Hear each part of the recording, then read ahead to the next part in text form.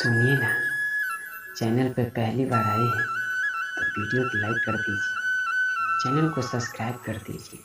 तो चलिए हम जानते हैं कि भगवत गीता के 13 कर्म। महाभारत युद्ध के समय जब अर्जुन अपने सामने अपने परिवार को शत्रु की तरह देखकर घबरा जाते हैं, तभी श्री कृष्ण ने कर्म और धर्म पर ज्ञान दिया, जिसे हम और आप भगवत गीता के नाम से जानते हैं।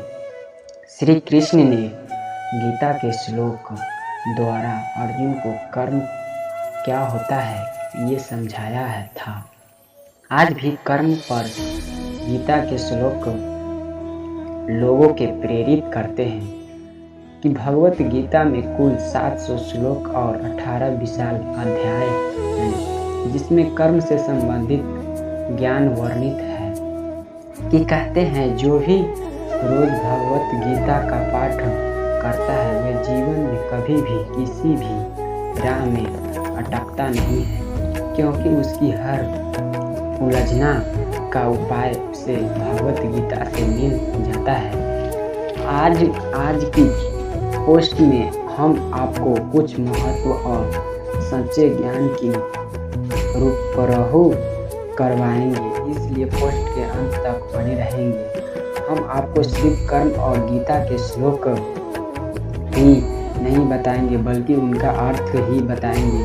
तो चलिए शुरू करते हैं। कर्म का पर गीता का श्लोक का सभी श्लोक के ध्यान से और शुद्ध से पढ़ने से प्रेरणा ले कि कर्म पर गीता के श्लोक कि ये वे श्लोक है जो आज भी लोग को प्रेरित करने की क्षमता रखता है। इस श्लोक में श्री कृष्ण कहते हैं कि कर्तव्य तुम्हारा अधिक सिर्फ इतना है कि तुम अपना कर्म करो, उसके फल की तुम्हारा अधिक नहीं है। तुम्हें तुम्हारे कर्म का क्या फल देना है ये मेरे अच्छी पर निर्भर है। तुम्हें फल देना मेरा अधिकार है, इसलिए जिस चीज़ पर तुम्हारा अधिकार ही नहीं है उसके बारे में सोचने की जरूरत ही नहीं है। तुम सिर्फ अपना कर्म करो और फल की चिंता मत करो। आइए जाने कर्म पर गीता के अन्य प्रसिद्ध श्लोक और उनका अर्थ। कि इस श्लोक में श्री कृष्ण अर्जुन को समझा रहे थे कि तुम अपना कर्म करो। तुम इस युद्ध में यदि तुम युद्ध करते रहते हो तो वीर गति के प्राप्त हो तो तुम्हें अपने कर्म को करने के परिणाम स्वरूप स्वर्ग प्राप्त होगा, और यदि तुम इस युद्ध में कौरवों के जीत कर हासिल करते हो तो तुम इस धरती से सुख और राज्य हासिल करोगे। ये कौतल्य उठो और संघर्ष लेकर निश्चय होकर अपनी पूरी ताकत से युद्ध करो। आजकल के जीवन में इस देखकर तो श्री कृष्ण समझा रहे हैं कि व्यक्ति का कर्म करना कितना जरूरी है। कर्म करने पर ही व्यक्ति को सफलता प्राप्त होती है।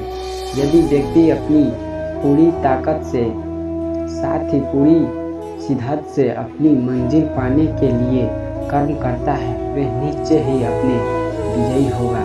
आइए जाने कि कर्म पर गीता के अन्य प्रसिद्ध श्लोक क्या हैं। कि इस श्लोक में बताया जा रहा है कि इस धरती पर ऐसे कोई नहीं है जो कोई कर्म ना कर रहे हो। प्रति तीनों गुणों के आधार पर प्राणी को अपना कर्म करने के लिए विश्व करती है। कि आज कुछ लोगों में मानते हैं कि कर्म करने का अर्थ सिर्फ व्यापार या नौकरी वाला कर्म ना कि रोज मराव के काम जैसे खाना पीना सोना जागना सोचना। यदि इसलिए जब लोग अपना व्यापार या नौकरी छोड़कर देते हैं तो उन्हें लगता है कि वे अब कोई कर्म नहीं कर रहे हैं। श्री कृष्ण कहते हैं कि व्यक्ति अपने मन, अपने शरीर और अपनी प्राणी से जो भी कहे या करे वे सब कर्म के समान ही नहीं है। वे अर्जुन से कह रहे हैं कि व्यक्ति कभी भी एक पल के लिए भी पूर्ण रूप से निष्क्रिय नहीं हो सकता। यदि कोई सिर्फ बैठा है तो वे एक क्रिया कर रहा है, यदि कोई सो रहा है तो उसके मन सपने देखने की क्रिया करने में व्यस्त है। जबकि व्यक्ति गहरी नींद में सो जाता है तब उसकी दिल उसके अंग काम करना रहे होते हैं। इन सभी बातों को ये बात स्पष्ट है कि मनुष्य पूर्णतः कर्महीन कभी नहीं होता। उनकी बुद्धि, सबका मन, उनका शरीर कार्य करने के लिए मजबूर है। आइए जाने कर्म गीता के अन्य प्रसिद्ध श्लोक कि इस श्लोक में श्री कृष्ण जी कह रहे हैं कि मनुष्य अपने कर्म का आरंभ न करे निराश नहीं हो सकता है और न ही अपने कर्मों के त्याग करने के लिए व्यक्ति को कोई प्रसिद्ध प्राप्त होगी।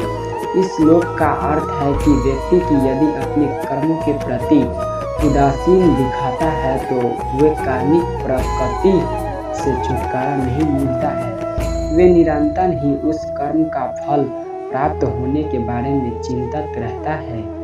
ये जो मानसिक कर्म व्यक्ति कर रहा है वे किसी भी कर्म ही सच्चा कर्म योगी वही है तो बिना फल की चिंता किए कर्म करता जाता है।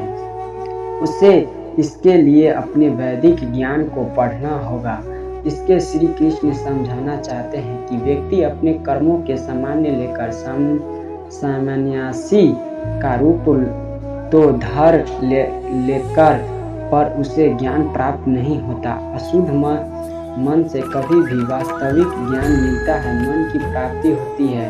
पुरानी बातों और विचारों के बारे में सोचना ये करते रहते हैं, नए विचार मन में आने लगते हैं और फिर धीरे धीरे मन में तनाव, चिंता, गुस्सा, भय आता है। वे शारीरिक भाव सागर से भौतिक रूप से संन्यास लेता है, परंतु इसके अंतःकरण में अशुद्धता नहीं होती और वे वास्तविक ज्ञान नहीं प्राप्त कर सकता है। संख्या योग और कर्म दोनों के लिए ज्ञान कर्म दोनों जरूरी है। आइए जानने की कर्म गीता के अन्य प्रसिद्ध श्लोकों उनका अर्थ क्या है।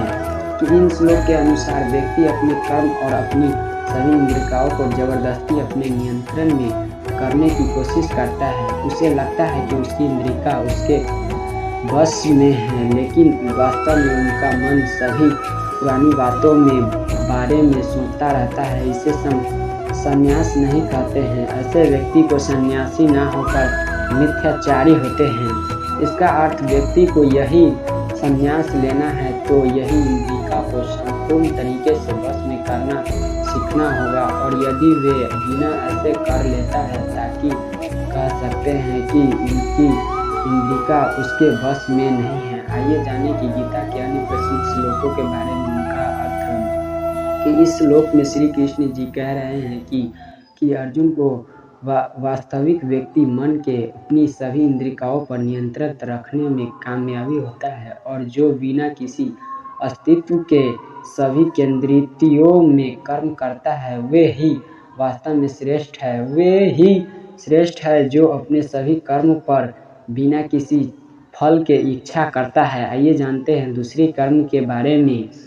कि इस श्लोक में श्री कृष्ण जी कह रहे हैं कि हे अर्जुन, तुम सभी निर्धारित और निश्चित वैदिक काम करते हो जाओ। व्यक्ति के निष्क्रिय बन रहने की भूनी इच्छा, उसका कर्म करना, अपने कर्मों का त्याग करने। कोई भी व्यक्ति अपना भरण पोषण नहीं कर सकता है। व्यक्ति को कर्म करना चाहिए। व्यक्ति यदि सोचे कि बिना काम करे रह सकता है तो ऐसे ही नहीं, क्योंकि उसे जिंदा रहने के लिए और अपना पेट पालने के लिए कर्म करना होगा। आइए जानते हैं दूसरी बारे में। इस श्लोक में श्री कृष्ण जी कह रहे हैं कि जो व्यक्ति भगवान की सेवा में लीन है और अपनी अधिकता क्रियाओं को जैसा पूजा, ध्यान, गुरु सेवा और कीर्तन में व्यस्त है, उसके लिए कर्म करने का, कर्म न करने का कोई पूज्यंत नहीं होता है। ऐसे लोगों को अपनी आवश्यकताओं के लिए किसी भी निर्भर नहीं होते हैं। ऐसे इन लोगों के लिए वर्ण, श्रम धर्म के अंतर्गत आने वाले कर्तव्य और कर्म का पालन करना जरूरी नहीं होता है। जो व्यक्ति अपना मन भगवान के चरणों में लगा देते हैं, उसके लिए काम करना सिर्फ उसका कर्म है और फल क्या होगा मिलेगा यही तो सबसे उनके कोई मतलब नहीं होते हैं। आइए अनेक प्रसिद्ध अति के बारे में। इस श्लोक में श्री कृष्ण समझ रहे हैं कि अस्तित्व में मोह के बिना कर्तव्य और कर्मों को कहते हैं। ऐसे इसलिए कहते हैं क्योंकि अस्तित्व में और मोह में बिना यदि कोई व्यक्ति कर्म करता है तो इसे ईश्वर प्राप्त होता है, क्योंकि जब व्यक्ति का लक्ष्य ईश्वर के चरणों में मन लगाने का होता है तो इससे मोह माया नहीं होता है। वे बस अपना भक्ति में स्वरूप कर्मों के निर्वाह करता जाता है। आइए जानने की दूसरी प्रसिद्ध अर्थव्यवस्था में क्या है कि अर्जुन है प्रथ समस्त तीनों लोक में मेरा लिए कोई कर्म निश्चित है नहीं, ना ही मुझे ऐसे प्रदान अनुभव करना और ना ही मुझे ऐसे कुछ पाने की अपेक्षा है, फिर भी मैं निश्चित कर्म करता हूँ। इस श्लोक में श्री कृष्ण जी अर्जुन को समझते हैं कि कह रहे हैं कि है मेरे लिए इस संपूर्ण ब्रह्मांड में कोई भी कर्म नहीं करना जरूरी है और ना ही मुझे किसी भी चीज़ की अभाव है। मुझे किसी भी सुखी और चीज़ को पाने की कोई अपेक्षा या इच्छा है। इस सब के बावजूद मैं रोज अपने निश्चित कार्य करता हूँ। इस श्लोक में से पता चलता है कि भगवान के हाथों में संपूर्ण ब्रह्मांड है, फिर भी वे कर्म करते हैं। भगवान होकर भी कर्म कर रहे हैं तो हमें मनुष्य को अपने कर्म जरूर करने चाहिए। आइए जानते हैं कि तीसरे अध्याय में श्लोक का क्या महत्व है। इन श्लोक के जरिए श्री कृष्ण कह रहे हैं कि हे अर्जुन, यदि अपने कर्म करना छोड़ दिया है तो कदाचित बहुत ही हानि होगी, क्योंकि मेरे मार्ग का अनुसार करके ही मनुष्य कर्म करते हैं। यदि मैं आपके कर्म करना छोड़ दूं तो सभी नष्ट भ्रष्ट हो जाएंगे। आइए हम जानते हैं दूसरी अध्याय के बारे में।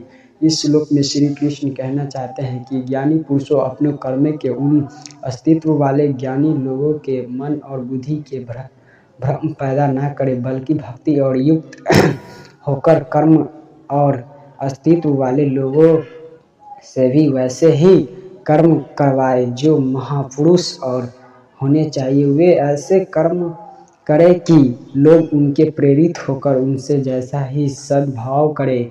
आइए जाने कर्म का गीता के अन्य श्लोक क्या है कि श्री कृष्ण अर्जुन से कह रहे हैं कि तुम अपने सभी कर्म मुझे अर्पित कर दे हो तो और मैं तुम्हें परमात्मा के रूप में ध्यान करो और स्वार्थ और बिना किसी कामयाब और इच्छा के अपने मन और मस्तिष्क में बसे दुखों को छोड़कर युद्ध करो।